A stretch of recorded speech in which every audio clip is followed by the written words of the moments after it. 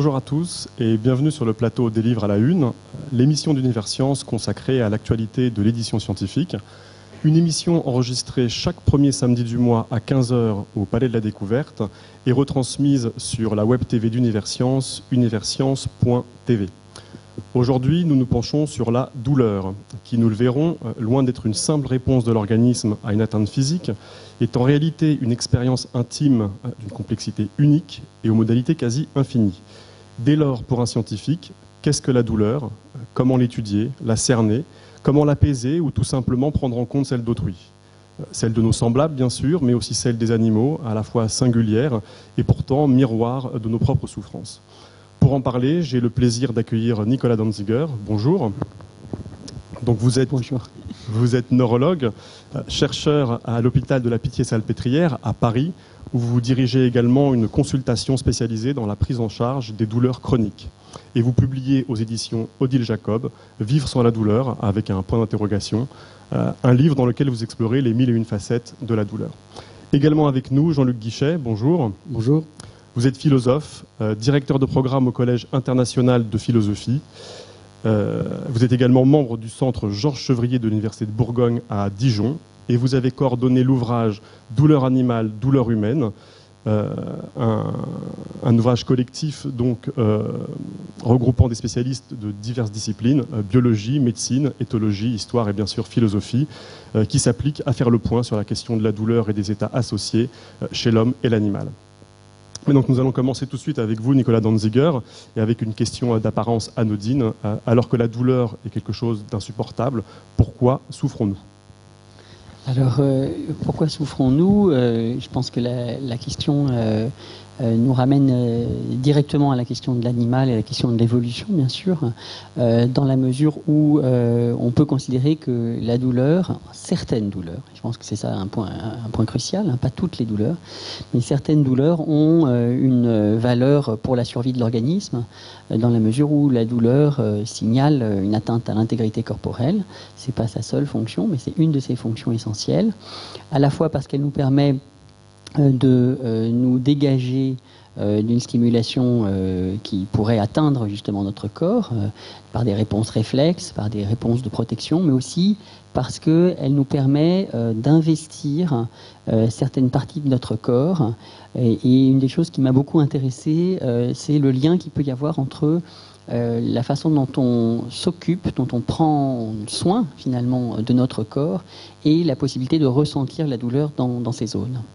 Alors ça, c'est à travers la clinique, hein, finalement, qu'on peut s'apercevoir de ça, soit à travers la clinique d'une situation très rare, mais très exemplaire, qui est l'insensibilité congénitale à la douleur, qui est une maladie génétique rarissime, que j'ai eu la chance de pouvoir, sur laquelle j'ai eu la chance de pouvoir me pencher avec certains patients. Donc ça, ce sont des gens qui ne ressentent pas la douleur depuis la naissance parce qu'ils n'ont pas dans les fibres nerveuses les constituants moléculaires ou les fibres spécialisées qui permettent de transcrire en un influx nerveux les stimulations potentiellement nocives. Et puis une autre clinique qui est beaucoup plus courante finalement, mais qu'on n'a pas toujours regardée sous cet angle-là, c'est la clinique du diabète et de la lèpre, hein, qui sont des pathologies dans lesquelles les nerfs peuvent être touchés, en particulier les fibres de la douleur. Et c'est intéressant de voir comment, dans ces situations-là, les cliniciens sont confrontés à une difficulté qui consiste à essayer de faire comprendre aux patients qu'il faut qu'ils protègent en fait ces zones corporelles, hein, qui sont sinon blessées, amputées. Hein, c'est une des causes d'amputation majeure, le diabète. Hein, et les cliniciens butent sur cette question de comment arriver à convaincre les patients de faire attention à leurs pieds. Pourquoi? Parce que les pieds insensibles à la douleur ne sont plus investis affectivement par les patients. Alors, je voudrais qu'on s'arrête un petit peu sur cette première catégorie de patients dont vous avez parlé, les personnes qui naissent insensibles à la douleur. Et on l'a compris avec la première partie de votre réponse, la douleur est tout simplement indispensable à la vie. Est-ce que vous pouvez nous décrire à quoi ressemble l'existence de ces patients qui ne savent même pas ce que c'est que la douleur, qui ne l'ont jamais ressenti? Alors, ça ressemble en fait à deux tableaux. C'est assez hétérogène hein, comme clinique, très hétérogène également sur le plan génétique. Et la plupart des gènes responsables, on ne les connaît pas. Hein. En gros, cliniquement, il y a deux grands tableaux. Un premier tableau, qui est celui qui est le plus connu, qui se révèle très tôt dans la vie, donc en général dans la petite enfance, et par le fait que les enfants se blessent, se brûlent, parfois gravement, et qu'évidemment ils continuent à solliciter les zones corporelles qui ont été blessées sans pleurer, et évidemment ça va faire qu'aggraver les troubles de la cicatrisation, le fait qu'ils sollicitent tout le temps ces zones blessées. Alors une des caractéristiques les plus dramatiques de ces tableaux-là, c'est les comportements d'automutilation, et c'est pour ça qu'il y a un moment critique dans ces pathologies-là, c'est l'apparition de la dentition, parce que ces enfants ont tendance à se manger les doigts, à se manger l'intérieur des lèvres, l'intérieur des joues, la langue, se griffer la cornée jusqu'à perdre la vue. Autrement dit, ça nous montre très bien que la douleur joue un rôle de délimitation de la frontière en fait, à ne pas franchir pour préserver l'intégrité corporelle. Et chez ces enfants, cette frontière elle est largement franchie avec des situations qui peuvent être absolument dramatiques. Et pour les parents, c'est un véritable cauchemar. Parce qu'évidemment, l'enfant, tout ce que l'enfant fait, tout son goût de l'exploration, de découverte, va l'exposer au danger.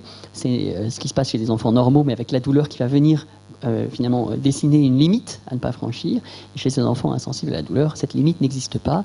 Et il faut donc attendre l'âge de 5-6 ans pour que le développement cognitif permette à ces enfants de comprendre que certains comportements sont dangereux, même si eux-mêmes ne ressentent pas de douleur.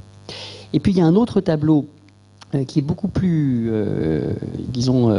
surprenant, c'est la découverte de cette insensibilité à la douleur à l'âge adulte, de façon totalement fortuite. Donc, par exemple, c'est des patients qui ont une fracture lors d'un accident de ski, et puis ils tombent sur un chirurgien qui a un peu le sens du dialogue, ce qui n'est pas toujours le cas. Alors ils discutent et puis ils demandent s'il a eu mal. Et puis le patient dit que non, il n'a pas eu mal. Alors le chirurgien est un peu étonné parce qu'il n'a jamais vu ça. Alors il dit mais ça vous est déjà arrivé d'avoir mal avant? Et puis il s'aperçoit, quand on reprend l'histoire rétrospectivement, c'est des patients qui ont eu une appendicite, une intervention chirurgicale, une torsion du testicule, qui est une des situations les plus douloureuses en médecine, parce que c'est une ischémie du testicule lors d'une torsion du cordon spermatique qui peut être horriblement douloureuse. Et puis on s'aperçoit qu'en fait, ils n'ont jamais eu mal, jamais pleuré lors des vaccinations lorsqu'ils étaient petits, etc. Donc, et eux ne se sont pas blessés gravement, et on ne sait pas très bien ce qui fait la différence entre ces deux formes-là. Alors là, c'est toutes les formes corporelles, toutes les atteintes corporelles que ça peut engendrer, mais je crois que vous décrivez aussi ce que ça peut provoquer comme rapport à son corps et l'influence que ça a sur le psychisme et la manière dont on vit sa propre individualité. Oui, alors là-dessus, il y a un premier point qui m'a beaucoup intéressé. Parce que dans la littérature médicale, finalement, cette question de l'insensibilité congénitale à la douleur, on sent bien qu'elle fascine d'une certaine façon, mais qu'en même temps, l'approche purement objective, typique de la médecine, s'arrête à certains points, qui est finalement l'énumération des traumatismes et les mécanismes neurophysiologiques supposés. Bon. Alors moi, ce qui m'a beaucoup intéressé, c'est d'essayer de savoir comment c'est vécu, en fait, psychiquement par ces patients. Qu'est-ce que c'est que de vivre sans la douleur? C'est-à-dire une façon d'interroger ça qui est presque naïve, mais qui me paraît très riche en même temps.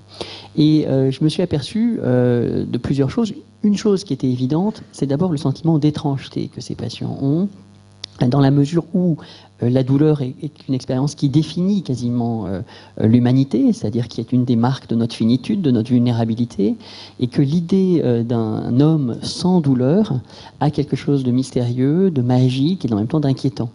Et historiquement, on peut en situer l'origine en regardant tout simplement que dans la période de l'Inquisition, une des façons de détecter la sorcellerie, qu'une femme était ensorcelée, que c'était une sorcière, c'était qu'on trouvait qu'il y avait une zone de son corps où elle ne sentait pas la piqûre. L'anesthésie à la piqûre était le signe de la sorcellerie. Ce qui montre bien que là, il y a un lien implicite établi entre l'absence de douleur et l'inhumain, en quelque sorte, la folie, la cruauté aussi. Et les patients qui sont insensibles à la douleur sentent bien cette étrangeté vis-à-vis du reste de l'humanité. Une patiente comme ça que j'ai eu l'occasion de rencontrer me racontait que quand elle se coupait en faisant de la cuisine devant quelqu'un, quand il arrivait de se couper le doigt, elle disait aïe, alors qu'elle ressentait absolument aucune douleur, de crainte du malaise qu'elle pouvait susciter chez l'autre et l'idée qu'elle pouvait être prise pour une folle. Alors, il y a le malaise par rapport aux autres, au reste de l'humanité qui souffre, mais aussi le malaise par rapport à eux-mêmes, je crois. Oui, alors le malaise vis-à-vis d'eux-mêmes, je pense que c'est quelque chose qui, pour certains patients, c'est pas homogène d'un patient à l'autre, mais pour certains patients, il apparaît clairement que la douleur joue un rôle important dans la construction de l'image corporelle et que certains de ces patients ne sentent pas correctement les frontières de leur corps et ont parfois le sentiment que leur corps est comme un objet, qu'ils ne l'habitent pas. Hein. Les métaphores qu'on peut voir, c'est mon corps c'est comme une voiture, j'utilise, et puis s'il se déforme, s'il s'abîme, c'est pas grave, ça se répare. Hein. Il n'y a pas un investissement affectif qui fait que pour nous, notre corps et nous, ça ne fait qu'un, que le corps nous appartient et que, évidemment, nous cherchons à le préserver. Là, il y a un rapport au corps qui est très modifié, qui est lié à ce que je disais tout à l'heure, hein, du lien entre la possibilité de souffrir et la possibilité d'investir effectivement une zone corporelle.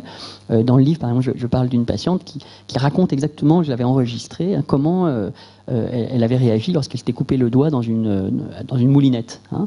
Et elle raconte ça avec une froideur. Alors elle raconte, il y avait le morceau de doigt, donc je me suis dit, il faut vite que je le reprenne, et puis il faut vite que j'aille à l'hôpital, parce que ce soir, j'ai des invités à dîner. Hein, c'était ça la coloration du discours. Donc il y a une indifférence qui parfois confine à une sorte de doute sur le sentiment d'exister, et ce qui amène certains patients, et ça m'a beaucoup intéressé, à avoir des comportements un peu ritualisés, surtout au moment de l'endormissement, où ils se balancent, où ils se cognent la tête contre le mur pour sentir les limites du corps, en quelque sorte. Ça commence souvent dans l'enfance, hein, mais ça peut perdurer à l'âge adulte. Un tiers des patients que j'ai vus continuent à avoir ces comportements-là à l'âge adulte, parfois en écoutant de la musique rythmée. Et l'idée, c'est qu'ils arrivent à travers ces stimulations proprioceptives, donc ils mettent en jeu un autre schéma de représentation du corps que la surface corporelle à laquelle la douleur contribue à donner une frontière.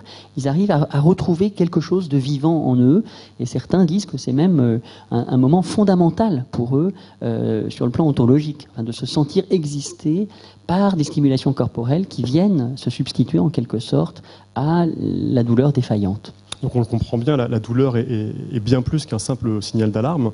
Et dans votre livre, vous décrivez le cas d'un individu qui ressent les stimulations douloureuses, mais absolument pas leur caractère aversif.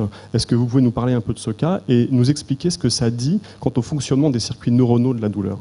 Alors oui, ça c'est une autre situation qui est encore plus rare, hein, qui s'appelle l'asymbolie à la douleur. Et je trouve que c'est toujours intéressant de se pencher sur les situations limites. Alors on pourrait dire, mais en quoi ça éclaire la douleur de millions de gens? Ça l'éclaire en fait en négatif en quelque sorte. Et ça, ce tableau de la symbolie à la douleur, c'est un tableau qui est consécutif à une lésion cérébrale cette fois, donc on n'est plus dans une anomalie des nerfs comme dans l'insensibilité congénitale, et c'est quelque chose qui survient pas à la naissance, mais après un accident vasculaire cérébral ou un traumatisme crânien, hein, et dans lequel il existe une dissociation qui est tout à fait surprenante entre la capacité de dire qu'une stimulation est douloureuse, c'est-à-dire vous faites une stimulation chaude, hein, vous montez une température de plus en plus chaude et vous demandez à la personne de dire à partir de quand c'est de la douleur. Bon. Et les individus qui ont ce syndrome sont tout à fait capables de vous dire exactement à quel moment ça fait mal, et les chiffres qu'ils vont vous donner sont exactement les mêmes que ceux de la population normale. Donc ils ont une capacité de discriminer correctement la nature douloureuse d'une stimulation. Ils ont la capacité également d'en décrire la localisation très précisément sur leur corps. Ils ont également la possibilité de vous dire si c'est plutôt de la piqûre, de la brûlure, si on pince, donc les différents types. Mais en revanche, ce qui leur manque, c'est deux choses spectaculaires. C'est pour ça que c'est fascinant de travailler avec ces patients-là. C'est premièrement le caractère aversif de l'expérience douloureuse, qui pour nous est indissociable de la douleur. On n'arrive pas à concevoir qu'on puisse avoir mal sans souffrir du fait qu'on a mal. Et bien là, si, ce sont des gens qui peuvent dire « ça fait mal, mais j'en ai rien à faire ». Une situation équivalente, c'est celle du masochisme, où à la limite même la sensation douloureuse prend une connotation de plaisir. Mais là, c'est autre chose. C'est pas une coloration qui vient d'un trouble psychopathologique, c'est d'une lésion cérébrale qui a altéré spécifiquement des circuits qui donnent à la douleur son caractère aversif. Alors, tous ces cas limites, qu'est-ce qu'ils nous disent un petit peu du fonctionnement de la douleur dans le cerveau? Alors oui, la deuxième chose, avant de répondre à votre question qui est centrale, c'est que ces patients-là ne sont plus sensibles non plus à la menace. C'est un point très important, c'est quand on les menace, par exemple avec un marteau, et qu'on leur dit voilà, posez votre main et je vais vous taper sur la main, ils n'ont aucune réaction de retrait, ils sont d'un calme olympien et ils s'offrent même volontiers à la stimulation. Donc la douleur perd son caractère aversif, elle perd son caractère menaçant qui normalement la définit justement comme quelque chose qu'on vit comme une atteinte réelle ou potentielle de l'intégrité corporelle. Ce que ça nous dit que de la même façon que lorsque nous percevons un objet et que nous avons l'impression de le percevoir d'emblée comme un tout, hein, eh bien en réalité notre cerveau traite cet objet de façon différenciée Certaines régions vont analyser spécifiquement la couleur, d'autres la forme, d'autres le contraste, d'autres les contours. Et ensuite, tout ça converge vers des régions associatives du cerveau. Et nous, on vit ça comme une perception unitaire. Eh bien, la douleur, contrairement à ce qu'on pourrait croire, elle est construite de la même façon, en partie, c'est-à-dire que certains circuits vont nous renseigner sur la nature douloureuse du stimulus, sur sa localisation, etc., la dimension discriminative que je soulignais tout à l'heure, tandis que d'autres circuits vont donner à la douleur sa coloration émotionnelle. Et ce que ça nous montre aussi, c'est que les deux peuvent être dissociés, et d'où une énorme marge de manœuvre, finalement, toute une gamme de vécus affectifs de la douleur qui peut varier du tout au tout, selon le contexte et aussi selon l'histoire du sujet. Et du coup, c'est pour ça, je crois que les spécialistes distinguent l'affect douloureux de sa signification psychique. Est-ce que vous pouvez nous en dire un peu plus sur cette différence ? Alors là, vous soulignez encore une étape supplémentaire, qui est que quand je parle de l'absence de réaction à la menace avec le marteau, par exemple, ou l'absence de réaction à une stimulation douloureuse, on est dans un affect immédiat, une réaction aversive immédiate qui est quasiment réflexe. Et je pense que là, la question du rapprochement avec l'animal est centrale parce que c'est probablement ce que vivent les animaux, quelque chose d'extrêmement brut en réalité. C'est ce que vivent les animaux et c'est à mon avis ce que vivent les nouveau-nés. Et je pense que la question du rapprochement animal-nouveau-né a une valeur heuristique considérable. L'étape suivante, ou parallèle en fait, du traitement de ce signal douloureux, c'est la possibilité chez l'homme, particulièrement, possiblement également chez les primates, en tout cas chez des animaux qui ont un cortex préfrontal suffisamment développé, de donner à cet affect brut une coloration particulière liée à la signification. C'est-à-dire c'est l'attribution de sens chez un individu qui ne va pas seulement vivre les choses dans l'immédiateté pure, mais dans une capacité de projeter ce qu'il est en train de vivre, à la fois dans l'avenir, rétrospectivement, et finalement en référence avec un sentiment de soi. C'est-à-dire que c'est la possibilité de donner une signification à cette expérience-là, qui n'est pas simplement l'affect brut, mais qui est dans quelle mesure ce que je suis en train de vivre interfère avec mon existence. Et l'illustration clinique la plus manifeste et la plus spectaculaire de ça sont les patients qui ont eu, dans les années 40, une lobotomie qu'on a faite à l'époque pour soulager des douleurs absolument incurables, des gens qui souffraient de façon absolument atroce, quelles que soient les techniques qu'on essayait d'utiliser pour les soulager. Et quand on a fait des lobotomies à ces patients-là, on s'est aperçu d'une situation extrêmement étrange, qui est que vous aviez des patients qui ne se plaignaient plus du tout de leur douleur, ils avaient des douleurs atroces, ils ne s'en plaignaient plus, ils ne faisaient plus attention à ça, ils parlaient d'autre chose, tout avait l'air d'être terminé. Et si on les interrogeait en disant « Alors, est-ce que vous avez toujours mal ?» La réponse était « Ma douleur, oui, c'est la même, elle est toujours aussi atroce, mais elle ne me dérange plus. » Donc là, vous avez l'idée d'une dimension de signification attribuée à la douleur qui a totalement disparu. Le problème avec la lobotomie, et c'est pour ça qu'on l'a abandonnée, c'est que c'est la signification de tout qui a été finalement émoussé et que c'est une indifférence affective généralisée qui se développe. Alors la chose intéressante, c'est quand on menace ces patients lobotomisés, ils ont des réactions et même ils hyper réagissent à la menace. Ça a été décrit par les neurochirurgiens qui les ont opérés, que quand ils venaient enlever les agrafes après l'intervention, ils devaient se mettre à 4 ou 5 infirmières pour immobiliser le patient, tellement ils réagissaient en fait à ça. C'est-à-dire que l'affect immédiat dont on parlait tout à l'heure, non seulement il est préservé, mais il est même exacerbé. Et c'est la dimension de signification profonde, la mobilisation attentionnelle, la dimension de souffrance, on reviendra sûrement sur cette question de la différence entre douleur et souffrance, qui, elle, a été complètement émoussée. Alors, je crois qu'il y a un cas aussi qui illustre à merveille l'emprise du psychisme sur la manière dont on vit la douleur. C'est le cas de ces soldats qui ont été étudiés pendant la Seconde Guerre mondiale. Est-ce que vous pouvez nous en parler? Parce que c'est extrêmement surprenant. Oui, alors ça, c'est une étude très singulière qui a été menée dans les années 40, donc au moment de la Deuxième Guerre mondiale, par un médecin militaire à l'époque, un Américain, Henry Beecher. Et il se trouve que Henry Beecher est devenu ensuite professeur d'anesthésiologie à Harvard et que c'était un des grands pionniers de la recherche clinique sur la douleur. Et le problème qui se pose lors de la campagne d'Italie, où les Américains, les Canadiens, les Anglais affrontent les troupes allemandes en Italie, c'est, avec une mortalité considérable, c'est le problème que se pose Beecher, c'est le problème de l'usage de la morphine dans l'armée américaine. Jusque-là, dans l'armée américaine, on avait l'habitude, parce que les Américains sont des pionniers un peu là-dedans, de donner systématiquement de la morphine à un soldat dès qu'il était gravement blessé.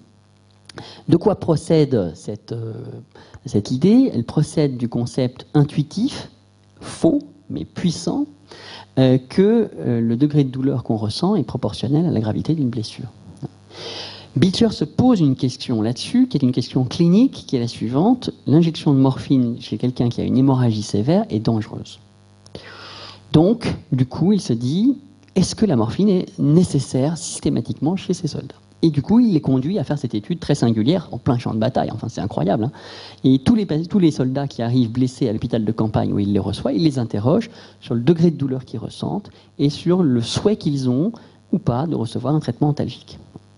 Et extrême surprise pour Beecher, 3/4 des soldats qui sont gravement blessés. Alors, quand on lit l'article et que vous voyez l'énumération des blessures qu'ils ont, c'est impressionnant, hein. C'est des traumas osseux, thoraciques, abdominaux, c'est vraiment de la blessure lourde, hein. 3/4 des soldats disent avoir pas mal du tout ou peu mal. Ils les interrogent 7 à 12 heures après la blessure, hein, en moyenne. Pas mal du tout ou peu mal, et ne demandent pas de traitement antalgique. Alors Beecher est absolument étonné par ça, et l'interprétation qu'il fait est extrêmement intéressante. Son hypothèse, c'est que si les soldats ressentent si peu la douleur, c'est que la douleur a chez eux, la blessure a chez eux, une valeur positive de survie, puisque être blessé, c'est être évacué de cet enfer du champ de bataille, où les Américains, les Canadiens, les Anglais étaient absolument sous le feu ennemi en permanence. Donc la valeur, la signification de la blessure pourrait déterminer la perception douloureuse, la forger en quelque sorte. Alors à l'inverse, il existe des patients qui, eux, n'ont aucune lésion physique et qui pourtant souffrent d'atroces douleurs chroniques. J'aimerais que vous nous expliquiez comment cela est possible, et aussi ces patients ressentent réellement la douleur. Oui, alors, donc, une des premières choses qu'on apprend avec Beecher, c'est qu'il n'y a pas de corrélation entre la gravité d'une blessure et la sensation douloureuse. C'est complètement contre-intuitif, on fonctionne tous, et je pense que c'est une des clés majeures du malentendu considérable et dans lequel se retrouvent beaucoup de patients douloureux chroniques. C'est l'impossibilité que nous avons, y compris les médecins, de nous départir de ce schéma, blessure comme indice de vérité, hein, de la sensation douloureuse, qui sinon est insaisissable, puisque c'est quand même un point majeur qu'il faut souligner, la douleur, c'est quelque chose qui ne se définit que par la personne qui la ressent et qui n'existe pas en dehors d'elle. Contrairement à un objet, hein, physique, les livres qui sont exposés là, ils existent indépendamment de chacun de nous, hein. Donc il y a un critère de réalité ici qui est partageable par tous, et la douleur échappe évidemment à ça, d'où le doute qui naît très souvent quand on est confronté à la douleur d'autrui, question sur laquelle on pourra revenir, et qui évidemment est centrale également dans la relation avec la douleur animale. En tout cas, pour revenir à ce que vous soulignez, non seulement il n'y a pas de lien ni de corrélation directe entre le degré de blessure et la douleur corporelle, mais il existe plein de situations en clinique dans lesquelles la douleur ne provient pas d'un dommage corporel, d'une blessure d'un tissu, mais d'un dysfonctionnement des circuits nerveux de la douleur. Hein, c'est-à-dire que ce sont soit les fibres nerveuses, soit les voies nerveuses dans la moelle épinière, dans le cerveau, etc., qui se mettent à avoir une activité anormale. Et l'exemple le plus typique de ça, qui a beaucoup fait couler d'encre et qui a nourri une grande réflexion à la fois scientifique et philosophique, c'est les douleurs du membre fantôme chez les amputés, hein, où là, on est bien obligé de voir qu'il existe une dissociation complète entre la réalité physique et la douleur perçue, puisque le sujet a mal dans une région du corps qui n'existe plus physiquement.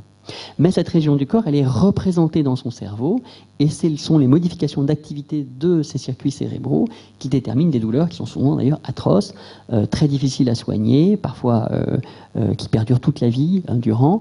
Et moi, ce qui me fascine dans mon travail clinique avec les patients, et je pense que ça a été peut-être le principal moteur qui m'a conduit à écrire ce livre, c'est cette situation absolument tragique de ces patients qui souffrent dans leur corps et qui sont confrontés à l'incompréhension générale des médecins, de leurs proches et parfois même d'eux-mêmes. C'est-à-dire, combien de patients m'ont dit « mais si je pouvais avoir une plaie au moins », c'est-à-dire une représentation visuelle associée à ce qu'ils ressentent pour pouvoir donner un sens, pour pouvoir se représenter quelque chose qu'ils vivent dans leur corps mais qui est strictement invisible.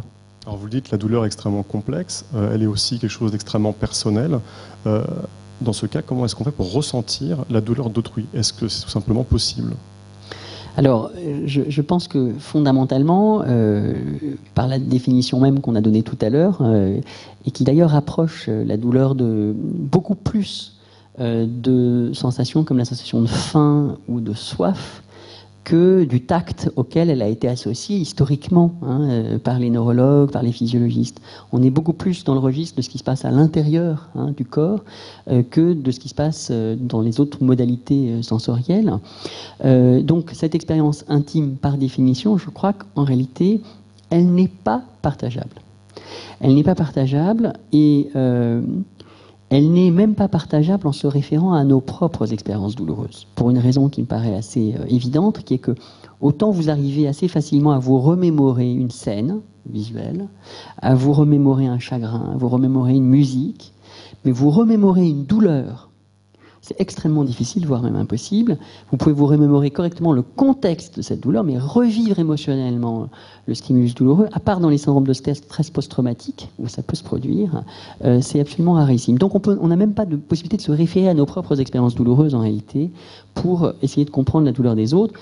Alors l'enjeu, c'est évidemment, et je crois que ça c'est fondamental, et c'est un peu mon pari, à la fois dans le livre, à la fois dans mon enseignement vis-à-vis des médecins, des infirmières, des élèves infirmières, le plus tôt et le mieux, je pense, dans la formation, c'est-à-dire de donner des clés de représentation de l'expérience douloureuse, de comment elle est construite par le cerveau, dans quoi elle se distingue des présupposés que nous avons et de ces intuitions très fortes et très fausses, ces croyances finalement que nous avons, qui nous conduisent à dire à quelqu'un qui a mal, sans qu'on puisse voir la source de sa douleur, que sa douleur est dans sa tête. Combien de patients m'ont dit avoir vécu ça dans leur parcours médical et à quel point c'est blessant, c'est une offense pour eux qui est parfois dramatique dans son impact affectif.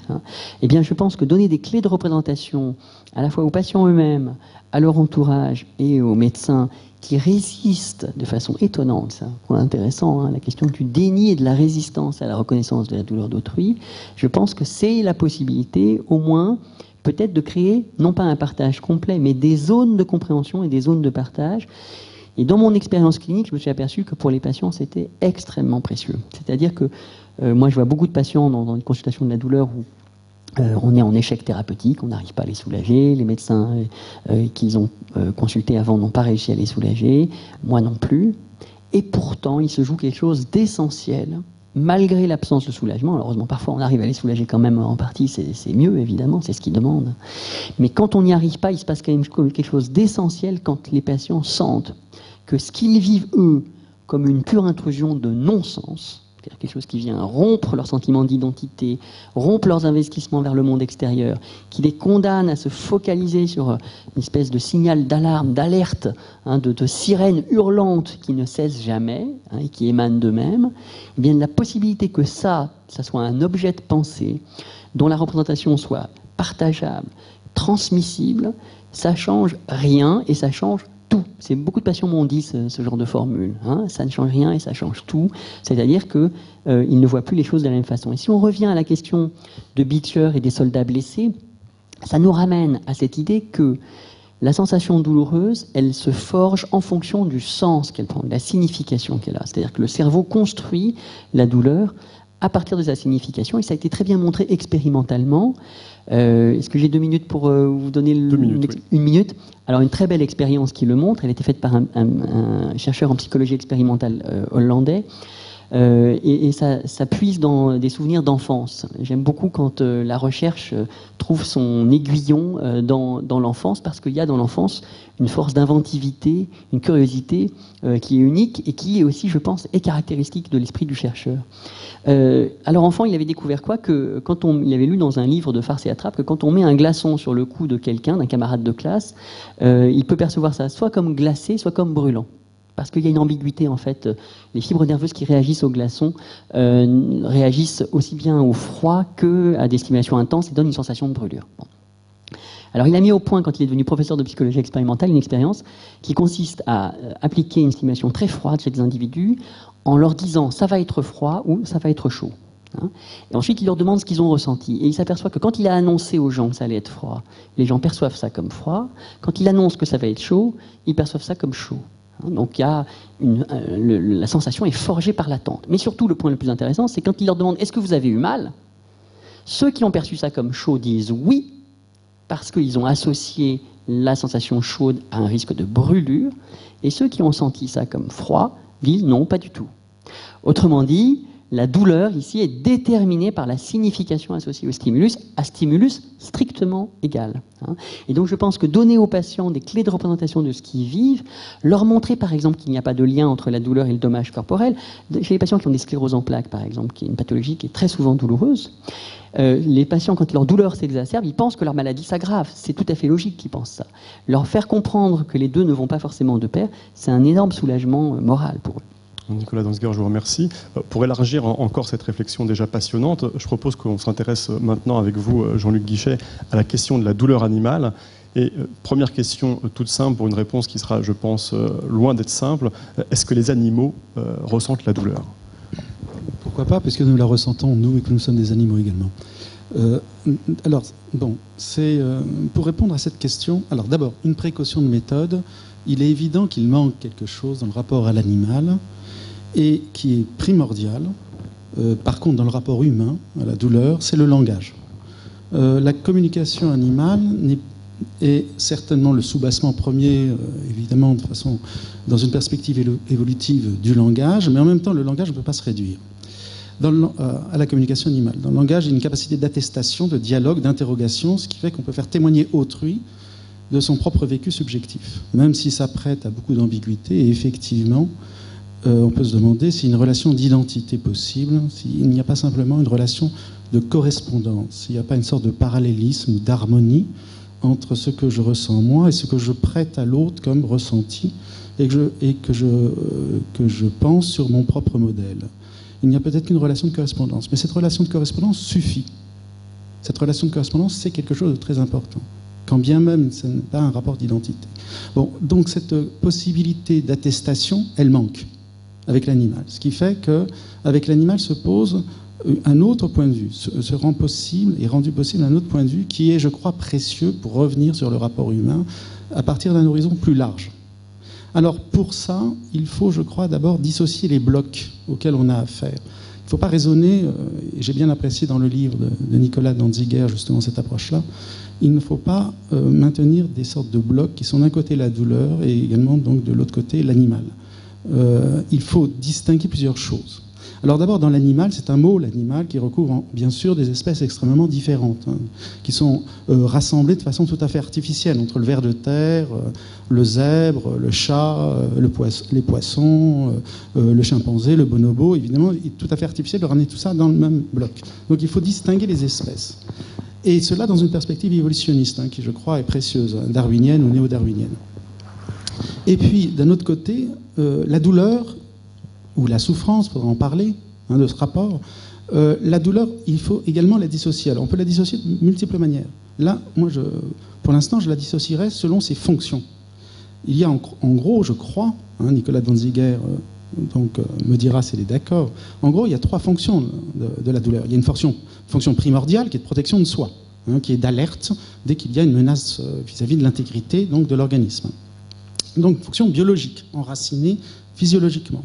Il y a une fonction de construction, non pas seulement de protection, mais une fonction de construction qui est d'ordre psychologique et qui est d'ordre psychomotrice, donc qui va constituer l'image de soi, enfin qui va être l'un des éléments essentiels dans l'architecture de l'image de soi, qui est avant tout une image corporelle de soi.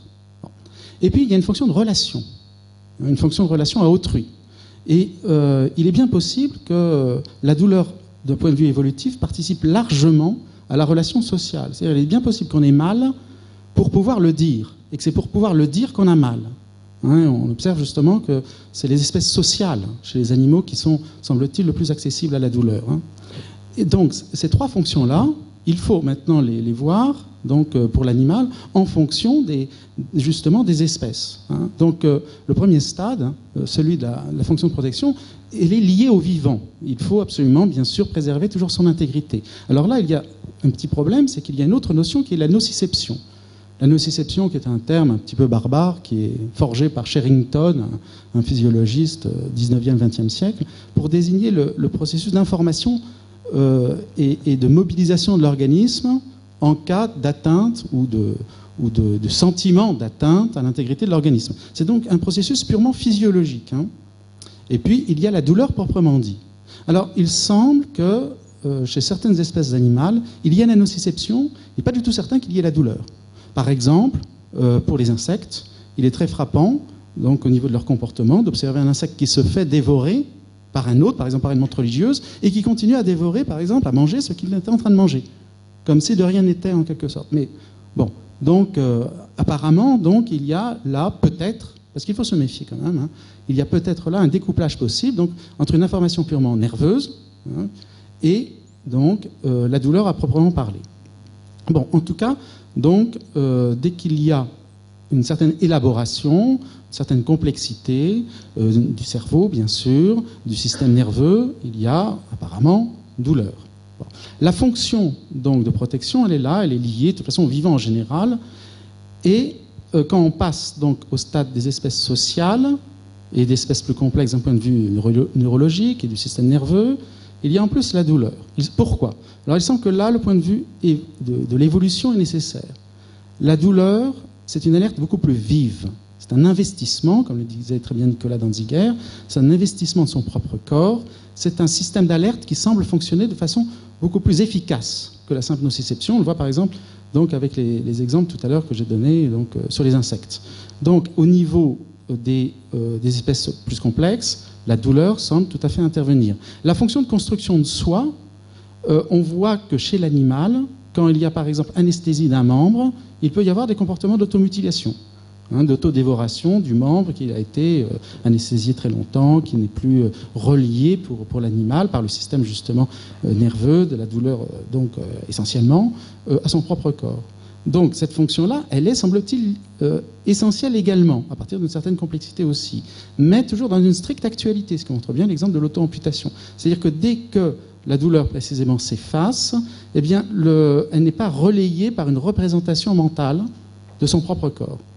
Et enfin, la fonction sociale, donc je l'ai déjà dit, elle est très, très observable, par exemple chez les primates, qui semblent extrêmement proches, et la physiologie également le montre, hein, le système nerveux, le cerveau, donc il y a une très, très, très forte proximité. Donc, à vous entendre, tous les animaux souffreraient, mais à des degrés divers, disons à des degrés de complexité divers, l'homme étant celui qui pourrait ressentir le plus de modalités possibles de la douleur et de la souffrance. Oui, et non en même temps, parce que chez l'homme, il y a précisément le langage et tout ce qui va avec. C'est-à-dire la conscience, une très forte conscience de soi, conscience réfléchie.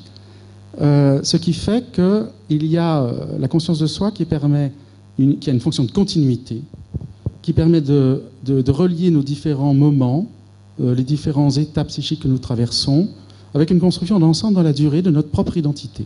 Et ça, c'est évidemment très important. Donc la conscience a une fonction de modérateur psychique. Par exemple, pour prendre un exemple très douloureux et très, très tragiquement répandu, celui du dentiste, hein, donc de la séance chez le dentiste. Quand je suis chez le dentiste, je peux compenser donc la douleur que je ressens par des idées, par plusieurs représentations. D'abord que c'est pour mon bien, tandis que l'animal, évidemment, n'en sait rien.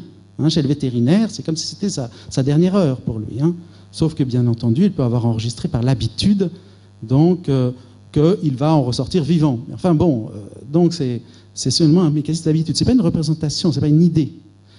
Donc, il y a cette compensation possible, cette représentation d'un sens, cette projection d'un sens. Et il y a cette idée donc, que je peux me prolonger mentalement dans l'avenir et dans le passé, et donc me ressaisir toujours comme un être un. Tandis que l'animal, semble-t-il, doit vivre ses émotions, ses sentiments de façon beaucoup plus discontinue et tragiquement contradictoire. Il est enfermé beaucoup plus que nous, semble-t-il, hein, dans la ponctualité de ce qu'il est en train de vivre. Donc, il faut bien entendu, du coup, évidemment, faire très attention à ce qu'on fait à un animal, parce qu'il n'a pas la possibilité, on projette sans cesse sur lui l'idée, bien sûr, assez anthropomorphique, donc il doit sentir que c'est pour son bien, que le vétérinaire, etc., qu'on va faire ceci, cela avec lui. Mais lui, il n'en sait rien, bien entendu. Il est enfermé dans l'actualité de sa sensation, et donc il faut bien entendu y prêter attention. Est-ce qu'on peut se dire alors, à vous entendre, que sous certains aspects, les animaux, parce qu'ils n'auraient pas cette capacité de recul ou de dépassement de leur douleur, souffriraient parfois plus que l'homme lui-même? Oui, tout à fait. Je le pense, oui. Je pense que, alors, il y a une différence entre douleur et souffrance, hein, donc il faut en parler, parce qu'elle est importante, mais en même temps, elle doit être relativisée. Dans le livre de Nicolas Danziger, par exemple, elle intervient, je l'ai remarqué, très très tard. Le terme de souffrance, étrangement, arrive très très tard. Pourtant, bien sûr, il y a une différence, et vous le savez bien. Hein, la douleur, c'est toujours quelque chose qui est polarisé, qui est ressenti, éprouvé comme un événement. La douleur me tombe dessus. Tandis que la souffrance, c'est un retentissement, c'est un très fort rapport à soi qui fait que la souffrance peut se déconnecter de sa cause prochaine et s'amplifier d'elle-même. C'est la souffrance purement morale. Même si on parle de douleur morale en psychiatrie, mais enfin bon bref, dès lors qu'il y a un événement, hein, dès lors qu'il y a une polarisation. Mais en même temps, les deux ne peuvent pas être découplés totalement. Hein, il peut y avoir une souffrance en douleur, certainement. Mais une douleur qui ne comporterait aucun élément de rapport à soi, à mon avis, ne peut pas être une douleur. Et on peut s'interroger sur ce que mettent les individus dont vous parliez tout à l'heure, les personnes dont vous parliez tout à l'heure, quand elles parlent de douleur. Est-ce que c'est une douleur dont on se désintéresse? Je ne comprends pas comment ça peut être une douleur. Ça peut être quelque chose de l'ordre d'une information, bien entendu, mais il n'y a pas cet investissement qui la tire du côté de quelque chose comme une souffrance et qui en fait une douleur. Si vous voulez, donc douleur et souffrance, pour moi, c'est les deux pôles d'une continuité, ce n'est pas deux choses absolument séparées. Or, il y a une certaine pratique qui, je trouve discutable, qui est de les séparer totalement. Et de dire, par exemple, ça c'est quelque chose que malheureusement en philosophie on entend souvent, et vis-à-vis du quoi je suis très critique, que les animaux peuvent éprouver la douleur, mais pas la souffrance. Et du coup, la douleur n'a plus de signification. C'est pas grave. Il n'y a pas de rapport à soi. Or là, en fait, on ramène à la nociception, ce qui n'est pas la même chose. Donc cet élément de souffrance, à mon avis, est important et est inscrit dans le vécu de la douleur qui participe toujours d'un rapport à soi et qui participe très certainement de l'élaboration du sentiment de soi et du devenir de la conscience de soi. Alors, on l'a vu tout à l'heure avec Nicolas Danziger, il est parfois extrêmement difficile de ressentir ou de se représenter la douleur d'autrui. Pourtant, nous sommes tous doués de parole et nous pouvons exprimer cette douleur. Les animaux, eux, à l'inverse, en sont évidemment incapables. C'est presque une question de méthode que j'ai envie de vous poser. Oui, comment peut-on être sûr que les animaux ressentent toutes les modalités de la souffrance ou de la douleur que vous venez de nous exposer? Oui, tout à fait. C'est cette précaution de méthode que je voulais signaler, qu'il faut tout de suite poser au début d'un discours tel que celui-ci sur la douleur chez l'animal. C'est qu'on est privé de ce rapport de langage. C'est frappant de voir que dès qu'on parle de la douleur, ça intéresse beaucoup. Et un rapport de langage se constitue tout de suite. C'est très très intéressant de voir comment on est intéressé, à quel point on est intéressé. Et immédiatement, dès qu'il s'agit de douleur, comme si le rapport à la douleur, encore une fois, était inscrit dans la nécessité, dans la racine même du rapport de langage. Certainement que le langage, donc d'un point de vue phylogénétique, d'un point de vue de l'évolution, est enraciné dans cette nécessité de dire, pour bénéficier d'une entraide, et ainsi d'une force collective pour sauvegarder l'individu qui dit avoir mal. Et du coup, donc, la douleur est en même temps une force, une faiblesse est en même temps une force, parce que ça va permettre de disposer de toute la ressource collective pour protéger l'individu en question. Donc, oui, le langage est absolument essentiel. En même temps, le langage est d'une ambiguïté extrême. C'est-à-dire que par le langage, je peux écouter l'autre, parler de sa douleur, essayer de l'imaginer, de projeter, de comprendre. Et en même temps, par le langage, il y a une médiation qui fait que la douleur passe du niveau d'un éprouvé, d'un ressenti, d'une immédiateté spontanée, au véhicule d'une élaboration par le discours, par la représentation, ce qui fait que toujours est attiré le soupçon de feinte. C'est-à-dire qu'on se demande toujours dans quelle mesure ce médium du langage n'est pas une réélaboration complète et dans quelle mesure les mots ne vont pas au-delà de ce que dans l'effectivité de sa douleur, le sujet peut ressentir. C'est-à-dire on se demande s'il n'y a pas une part de comédie, s'il dit bien la vérité, etc., etc. Donc il y a en même temps cet écran qui est dangereux. Nicolas Danziger y a insisté tout à l'heure, c'est très important. Ce qui fait que là, on a un instrument pour se décharger de ce poids de la douleur que autrui nous transmet quand il nous parle de la sienne, ce qui peut être donc l'instrument, le prétexte d'un déni de la douleur d'autrui. Avec l'animal, il n'y a pas le langage. Donc du coup, nous sommes exposés à un sentiment d'authenticité, indiscutable. La douleur de l'animal ne passe pas par le langage, ne peut pas témoigner et attester de soi, mais en même temps, on a une impression que c'est justement quelque chose d'indiscutable. C'est-à-dire dans les deux sens du mot, qu'elle ne peut pas se discuter, elle ne peut pas se dire, mais en même temps qu'elle est de l'ordre d'une évidence. Alors pourquoi plus exactement on peut penser que l'animal donc connaît la douleur, la souffrance également, donc, qui sont liées, puisqu'il n'y a pas le langage. Bien, il me semble qu'il y a plusieurs possibilités, bien entendu. D'abord, il y a une entrée qui est celle de la physiologie. Il y a 4 entrées, en gros. Il y a une entrée qui est celle de la physiologie du cerveau, bien sûr, mais pas seulement, de tout le système nerveux, etc., etc., etc. Bon. Il y a l'entrée également de la perspective évolutionniste. C'est-à-dire, dès lors que l'on comprend que la douleur est un avantage adaptatif, que la douleur est le résultat d'une sélection naturelle qui permet justement un rapport social, etc., qui permet une vigilance plus vive, plus accrue de l'individu par rapport à lui-même, eh bien, on voit bien qu'il n'y a aucune raison pour écarter donc cela du vécu de l'animal. Troisième entrée, c'est le comportement. Marianne Dawkins, qui est une grande éthologue britannique, une grande primatologue britannique, dans mon livre, en parle très très bien. Elle dit le comportement, c'est l'indice majeur, parce qu'il y a une ambiguïté en fait des indicateurs physiologiques. Par exemple, je ne vais pas vous donner des exemples trop pointus, mais par exemple des indices de stress peuvent en fait avoir des significations totalement opposées. Une douleur ou bien au contraire un état d'excitation de l'animal en question. Donc c'est très difficilement interprétable. Le comportement, lui, est beaucoup plus fiable. Et enfin, il y a toute la sémiologie spontanée, c'est-à-dire l'ensemble des signes ou des signaux spontanés par lesquels, de façon empathique, on a l'impression que l'autre souffre. Et ça, c'est, je crois, le plus important. Et de cette manière, par le chemin, par le biais de l'animal, en se détournant de l'homme, on peut revenir à l'homme de façon différente. Moi, ce que j'ai observé, c'est que l'habitude de voir la douleur chez l'animal, et pas seulement la douleur vive, mais la douleur chronique, c'est-à-dire la plus problématique, à tous égards, la plus problématique dans l'expression et dans aussi le ressenti individuel. La douleur chronique, Bernard Calvino, dans mon livre, qui est un spécialiste de la douleur chronique, en parle, c'est ce qu'il y a de plus difficile, de plus pénible. Eh bien, donc, la douleur chronique, on en repère les signaux naturels chez l'animal, ce qui fait qu'après, on peut la déceler plus facilement chez les hommes. C'est-à-dire on peut contourner plus facilement le rapport de langage et accéder à des signaux naturels qui ne sont pas toujours très facilement perceptibles par le biais donc, du comportement, enfin des signaux naturels que l'on peut observer chez les animaux. Alors ceci attire bien sûr des réserves, c'est que l'empathie prête à beaucoup d'illusions, c'est qu'il y a une très grande diversité des espèces animales, des systèmes sensoriels, des systèmes d'expression, etc. et qu'il faut donc instruire cette empathie. Il faut la réfléchir, il faut la reprendre par les connaissances scientifiques, etc., bien sûr. Il faut se méfier également. Mais je crois que là, on a le fil d'un rapport à la douleur, qui est un rapport à l'animal, qui est un rapport à l'autre vivant, et qui permet d'avoir paradoxalement un rapport plus humain à l'homme. C'est-à-dire que l'animal participe de notre humanité. Ce qu'on comprend très bien, c'est qu'il est désormais absolument impossible de nier la douleur ou la souffrance animale.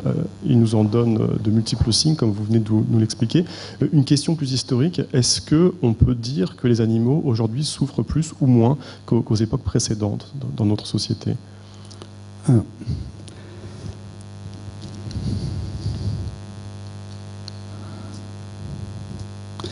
Alors, je crois qu'il faut élargir le point de vue et que justement, il ne faut pas se laisser enfermer par le seul point de vue de la douleur.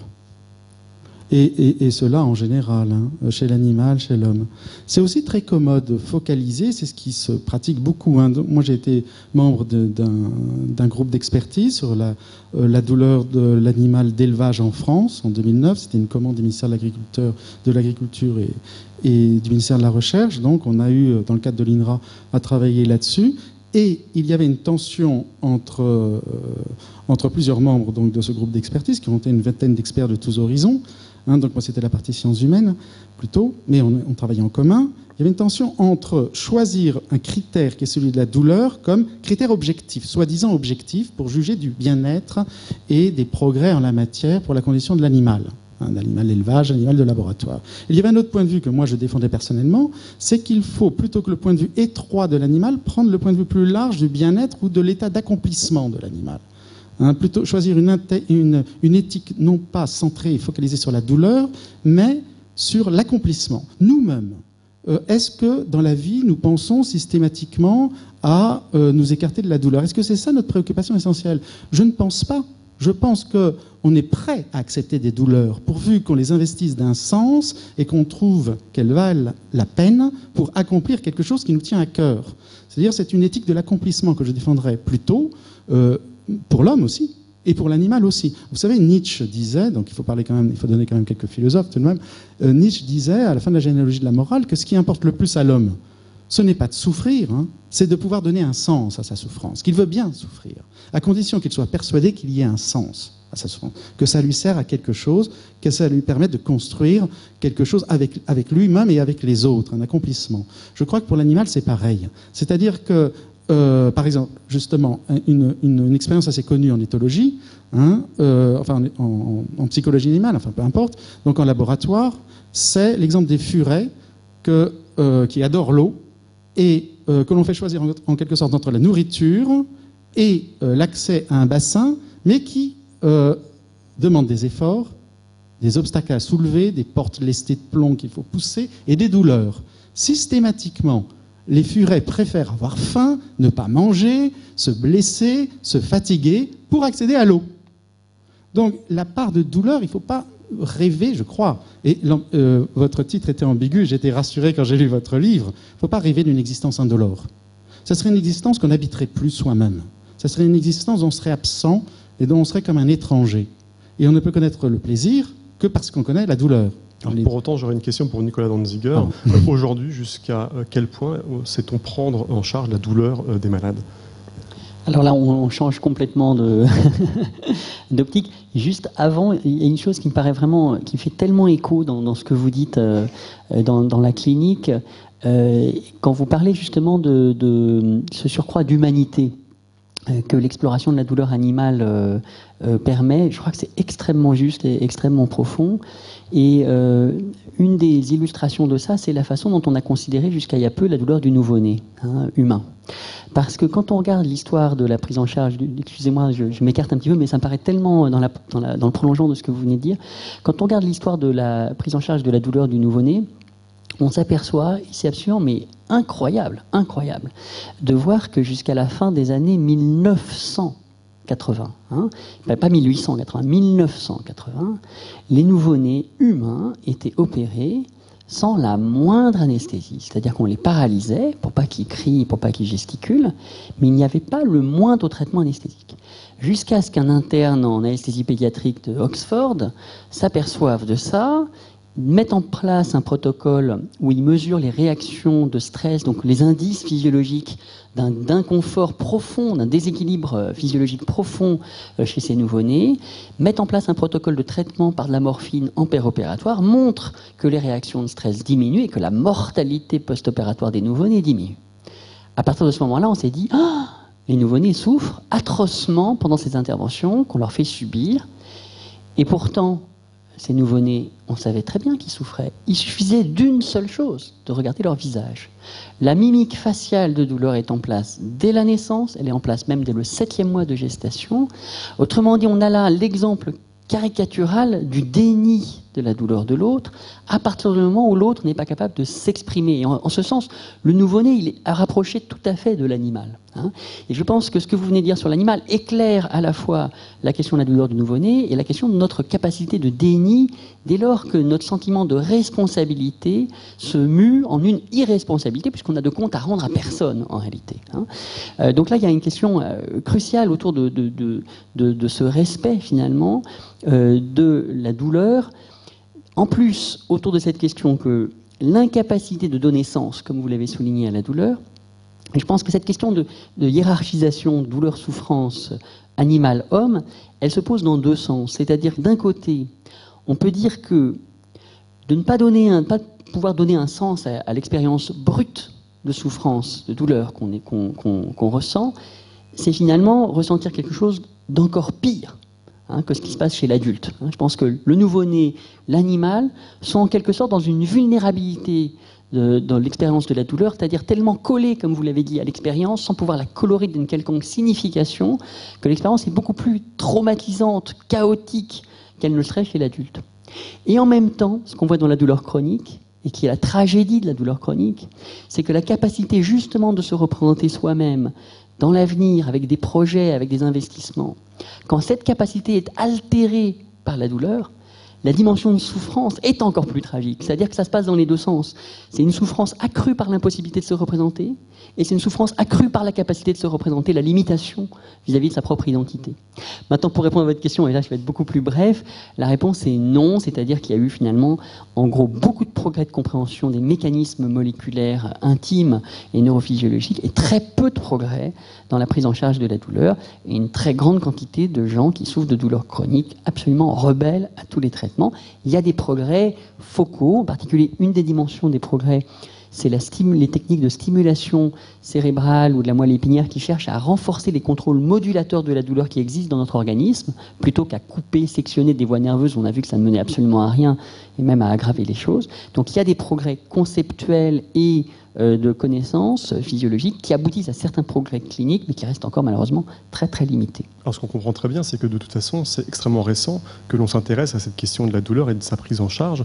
J'aurais une question pour vous, Jean-Luc Guichet. Historiquement, qu'est-ce qui explique que pendant si longtemps, on n'a pas accordé d'intérêt à la douleur ? Oui, alors il faut que je revienne juste moi aussi un petit peu en arrière, désolé. Très rapidement, mais c'est de ma faute, parce que je n'ai pas... j'ai un peu trop développé à un certain moment quelque chose, et je n'ai pas finalement répondu suffisamment à votre question tout à l'heure. Oui, je pense que la condition de l'animal s'est globalement aggravée. Oui.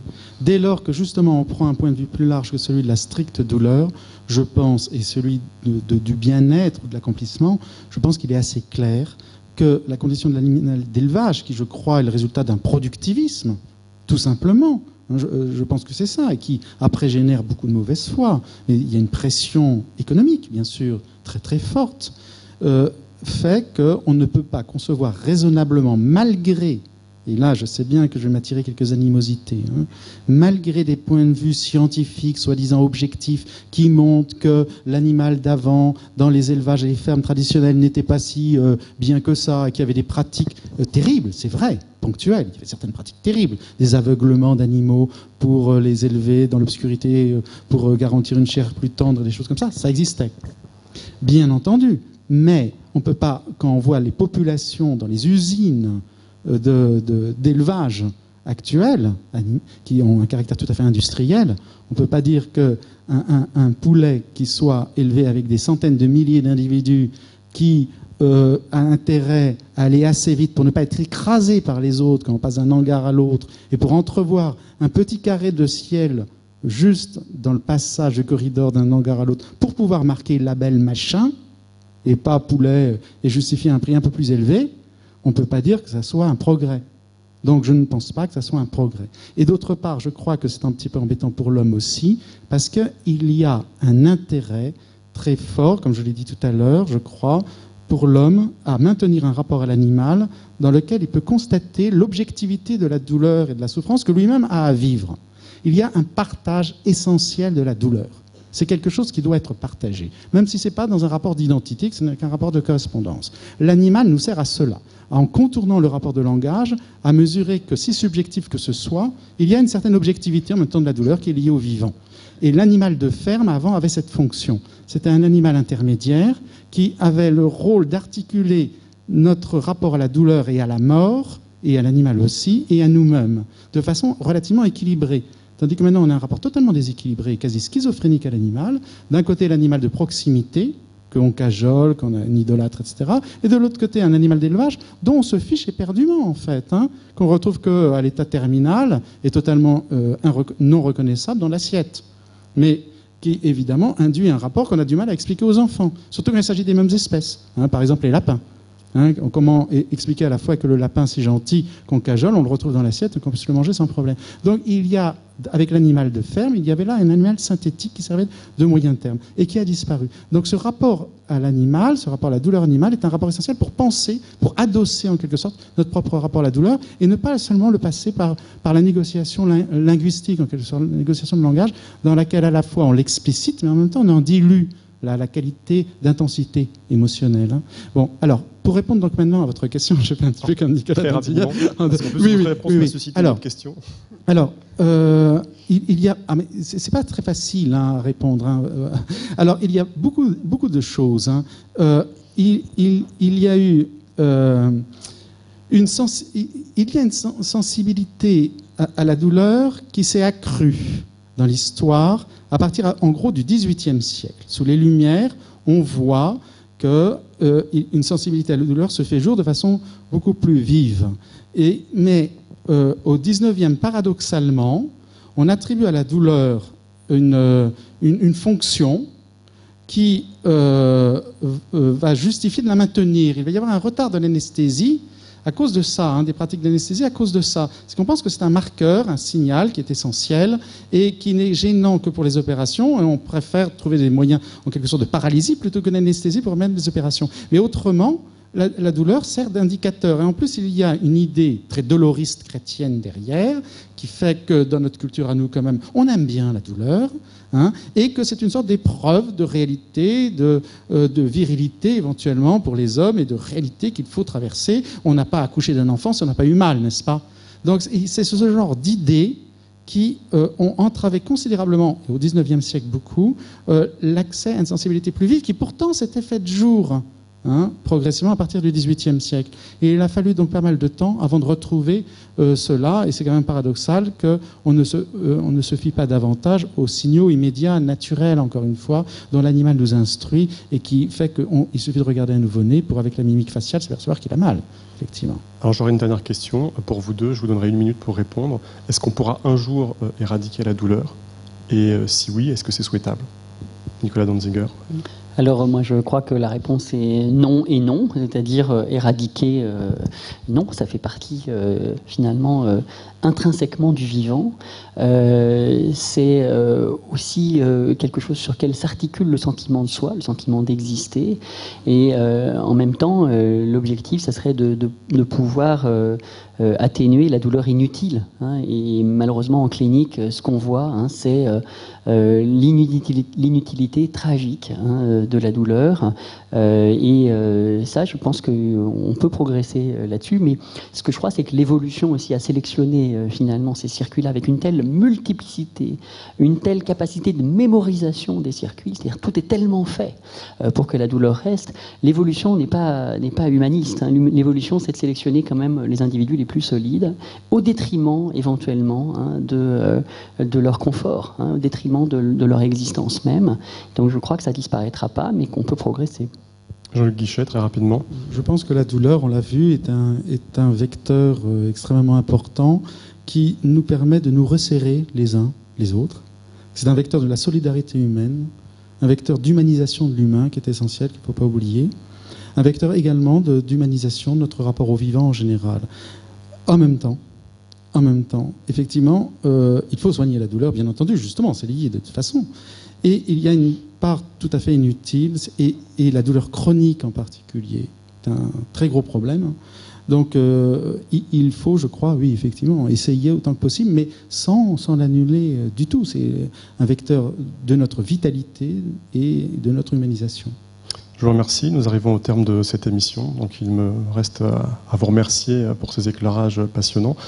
Pour ceux d'entre vous qui voudraient poursuivre, je renvoie à la lecture des ouvrages de nos invités, Vivre sans la douleur de Nicolas Danziger aux éditions Odile Jacob et Douleur animale, douleur humaine coordonnée par Jean-Luc Guichet aux éditions Quay. Pour ma part, je vous donne rendez-vous le mois prochain pour une nouvelle édition des livres à la une. D'ici là, bonne lecture. Ciao.